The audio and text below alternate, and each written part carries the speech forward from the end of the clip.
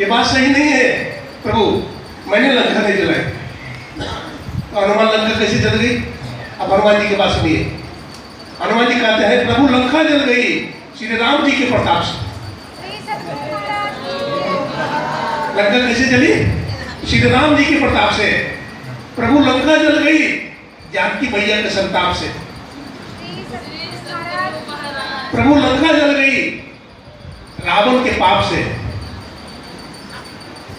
प्रभु लंका जल गई विभीषण के जाप से। अब प्रभु लंका जल गई हमारे पाप से। तो तुम्हारे बाप ने लंका कैसे जलाई?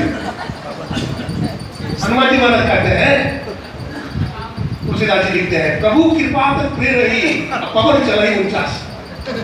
जब हनुमान जी महाराज को पकड़ लिया ना रावण आदि ने, उसके पुत्रों ने, क्या नाम था? अक्षय कुमार, कौन था? जो भी था, उनके पुत्रों ने पकड़ लिया राक्षस लोगों ने। तो सोचा बानर का पूछ बड़ा प्यारा होता है, इसलिए पूछे में आग लगा दो।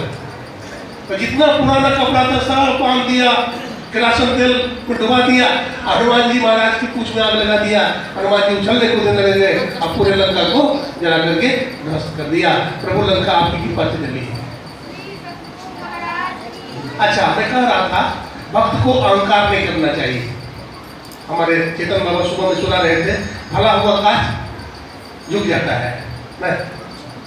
और जिसमें कोई फल नहीं आता है वो खड़ा रहता है।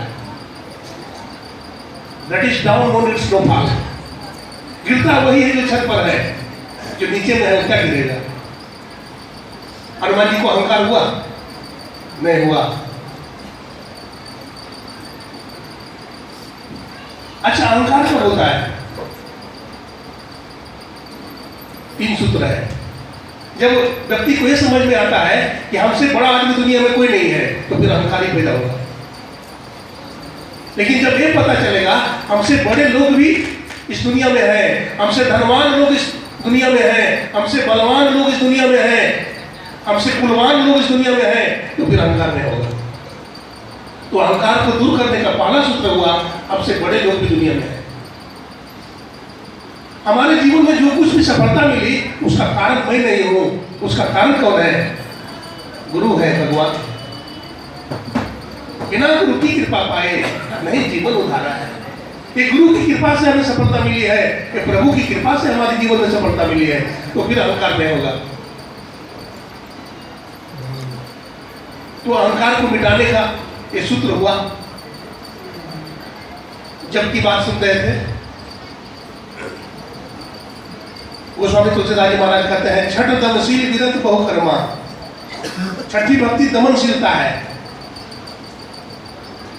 दमनशीलता, हमारी इंद्रियां काबू में नहीं है, हमारी इंद्रियां बेकंट्रोल है, भाग रही है, उसको दमन करो। इंद्रियों को काबू में करना दम है और मन को काबू में करना सम है। तो समता प्राप्ति के लिए गोस्वामी जी कहते हैं, सातम सम मोहि मैं जग देखा, अमोदे संत अधिक कर देखा। सातवीं भक्ति क्या है? समता की प्राप्ति। समता कैसे होगी? तो हमारे गुरु महाराज कहते हैं इसके लिए ध्यान करना पड़ेगा। दो नयन बीचों बीच सन्मुख, एक टक देखत रहो। तो कहते हैं आप युवा बिंदु जल के पट गिरा देखत रहो। जो आदमी खूब मानस जाप कर लिया है, उनका मन स्थिर हो जाता है, उनका मन ध्यान करने योग्य हो जाता है। जो मानस ध्यान में प्रवीण हो जाते हैं वही व्यक्ति बिंदु ध्यान में सफलता मिलती है। तो दृष्टि साधन करनी चाहिए, बिंदु ध्यान करना चाहिए। इसके लिए शरीर, गर्दन और मस्तक को सीधा करके बैठना चाहिए, नासाग्र में देखना चाहिए, अधिक देर तक एक आसन से बैठने का प्रयास करना चाहिए। साधन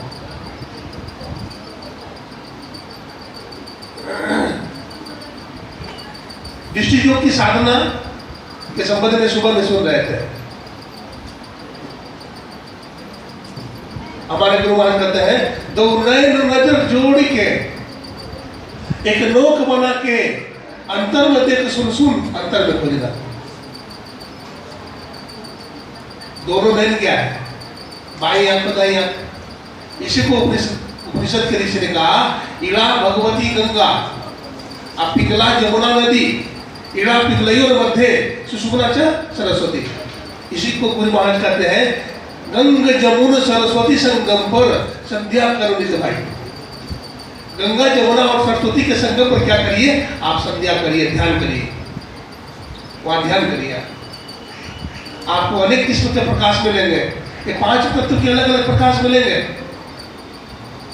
जगमग जगमग रूप ब्रह्मंडा और निरख निरख ज्योति तक कीजिए, आरती तन मंदिर में कीजिए और दृष्टि जुगल करी सन्मुख कीजिए। दृष्टि धार जब एक हो जाती है, बाइबल में लिखा हुआ है, सेंट जॉन ने लिखा है, शरीर का दीपक आंख है, यदि तुम्हारी आंख एक होगी तो तुम्हारा संपूर्ण शरीर उजियाला होगा, लेकिन यदि तुम्हारी आंख पूरी होगी तो तुम्हारा संपूर्ण शरीर अंधकार में होगा। The light of the body is the eye. Therefore, when your eye single, your whole body will be full of light. But when your eye is evil, your whole body will be full of darkness. दृष्टि की धार को एक बनाइए, और दृष्टि की धार जब एक होगी वही बिंदु का उदय हो जाएगा। और संत पलटू कहते हैं बिंदु में तहनाद बोले नैन दिवस सुहावनो। अब बिंदु से फिर नाद प्रकट हो जाता है, सार शब्द। पहले अनहद नाद होता है, बहुत तरह के शब्द सुनाई पड़ते हैं, शब्द को पकड़िए शब्द को छोड़िए, पकड़ते छोड़ते पकड़ते छोड़ते एक शब्द रह जाता है, जिसको सार शब्द कहते हैं। इसी को गुरुदेव लिखते हैं सार शब्द की करे कमाई निज घर जावे ना, अद्भुत अंतर की डगरिया जहां पर चलकर प्रभु मिलते और दाता सदगुरु धन्य धन्य जो राह लगा देते। उस सार शब्द को पकड़ लीजिएगा और परमात्मा की गोद में आप चले जाएंगे। भक्त प्रहलाद और ध्रुव ने जमराज के माथे पर पैर रख करके प्रभु की गोद में चले गए। ये तो 7 ही प्रकार की भक्ति होती है, लेकिन 9वां भक्ति क्यों कहा? 9 प्रकार की भक्ति है। ये 8वां भक्ति और 9वां भक्ति उसका फल है। 9वां भक्ति क्या है? 8 यथा लाभ संतोषा और सपनों नहीं देखे परदोषा। निष्कपट हो जाए, निश्चल हो जाए, परमात्मा मिलेंगे। 9वीं भक्ति क्या? 8वीं भक्ति क्या है? दूसरे का निंदा चुगली न करे, स्वप्न में भी दोष दर्शन न करे। लेकिन हम लोग तो निंदा चुगली करते रहते हैं, फलाना इससे है, फलाना ने यूं कर दिया, अपना नहीं देखते हैं। एक बार की बात है, एक सज्जन कोयल के पास गए। अब कोयल बड़ी मीठी आवाज में बोल रही थी। वो सज्जन ने कहा वो कोयल बहन तुम्हारी आवाज बहुत मधुर है, तो बहुत मीठी बोलती है, भगवान तुम्हें काला नहीं बनाते तो बहुत अच्छा होता है। तुम्हारी आवाज बहुत मधुर है, भगवान तुम्हें काला नहीं बनाते तो बहुत अच्छा होता है। फिर वो सज्जन चले गए समुद्र के पास, और समुद्र को देखकर कहते हैं समुद्र भाई, भगवान ने तुम्हें बहुत बड़ा बनाया है, बड़ा गंभीर बनाया है, बहुत गहरा बनाया है। तुम्हारा जल अगर खारा नहीं होता तो बहुत अच्छा होता। फिर चला गया वो सज्जन गुलाब के पास, तो गुलाब से कहता है ओ गुलाब भाई, तुम्हारा फूल बड़ा सुंदर है, तुम बहुत हैंडसम हो, बहुत सुंदर हो, अगर तुम पे कांटे नहीं होते ना तो तुम बहुत अच्छे होते। वो सज्जन ने कहा ओ बहन, तुम्हें भी अगर निंदा चुगली करने की आदत नहीं होती ना तो तुम भी बहुत अच्छी होती। 8 यथा लाभ संतोषा और सपनों नहीं देखे परदोषा। एक बार की बात है, 3 महात्मा एक गांव में आए, एक शहर में, पटना जैसे शहर में। तो एक माता जी बड़ी धार्मिक थी, वो सोचती है कि बाबा से सत्संग करा दो। तो कहती है बाबा आप हमारे कुटिया पर चलिए, सत्संग कर दीजिए। बाबा जी ने कहा हम 3 आदमी हैं, किनको किनको ले जाना है? बाबा जी ने कहा आपके पतिदेव घर में है? तो कहा पतिदेव घर में नहीं, तो नहीं जाऊंगा। आपके पतिदेव आ जाएंगे तब जाऊंगा। थोड़ी देर के बाद उनके पतिदेव चले गए थे फैक्ट्री। कुछ ही देर के बाद उनके पतिदेव आ गए। तो माता जी कहती है देखिए ना, कि महात्मा आए हुए हैं, उनको मैंने कहा कि घर चलिए सत्संग कर दीजिएगा, तो उन्होंने कहा कि आपके पतिदेव घर में है। तो मैंने कही कि पतिदेव तो घर में नहीं है, फैक्ट्री गए हुए हैं। तो आपके पतिदेव आ जाएंगे तब हम जाएंगे। तो उनके पतिदेव ने कहा ठीक है, महात्मा जी को आदर के साथ बुला लो। तो महात्मा जी को बुलाने के लिए गए। तो महात्मा जी ने कहा कि हम 3 हैं, अकेले तो नहीं है, किनको किनको ले जाना है? तो कहा कि हम घर में विचार करके आते हैं किनको ले जाना है। तो घर में बातचीत करने लगे वो सज्जन। पति ने कहा कि 3 महात्मा हैं और तीनों का नाम अलग अलग बताए। महात्मा ने कहा कि हमारा नाम धन है, इस महात्मा का नाम सफलता है और उस महात्मा का नाम प्रेम भक्ति है। अब किनको ले जाना है? तो घर में विचार करने लगे। फैक्ट्री में कुछ घाटा हो गया था। तो भाई ने कहा कि देखो हमें तो धन को ही बुलाना है, क्योंकि फैक्ट्री में कुछ घाटा हो गया आजकल। धन को बुला लेंगे तो हमारा काम चल जाएगा। पत्नी कहती है नहीं नहीं जी, हम धन को नहीं बुलाएंगे। तो किसको बुलाओगी? बोला सफलता को बुला लेंगे।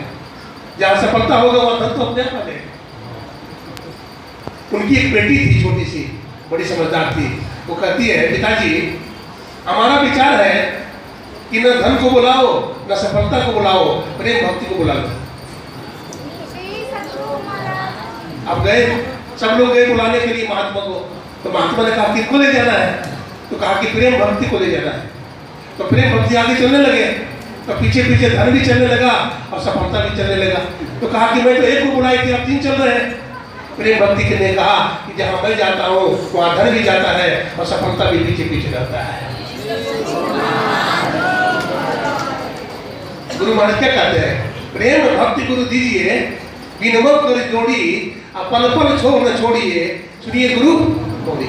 अरे प्रेम भक्ति जो मांग लेता है ना, उसको सब कुछ मिल जाता है। भगवान राम कहते हैं निर्मल जन मन सोई महि पावा, मोहि कपट छल चित्त न भावा। निर्मल मन वाला आदमी मेरे को अच्छा लगता है, छल कपट करने वाला आदमी मेरे को प्रिय नहीं होता है। बात खत्म कर रहा हूँ, अंतिम